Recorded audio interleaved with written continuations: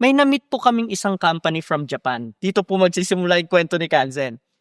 Na-meet namin yung isang company from Japan. Ang pangalan po nila ay Mitsubishi Corporation. So, yung buong employee po nila na pumapalo ng 4,000 po, hindi nila po alam kung wala pa kasi pumapasok na bakuna that time eh. So nahihirapan sila mag-source out paano maintain yung all of the employees ng wellness. So ang ginawa po ni Mitsubishi Corporation, bumili po siya ng pharmaceutical company. Sabi niya, mag-research kayo para hindi tayo tamaan ng COVID-19. Ano pong ginawa nila?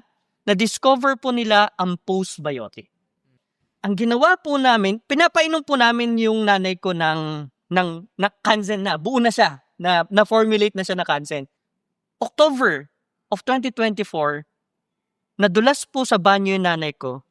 Plastic anemia po yung case na nanay ko. Bawal maduguan. 9 p.m. tumigil yung pagdugo. Anong oras siya natahi? That is around 2 a.m. na madaling araw. So try to imagine po yung experience. Talagang traumatic. Pero doon namin nasukat yung power ni Kanzen Barley.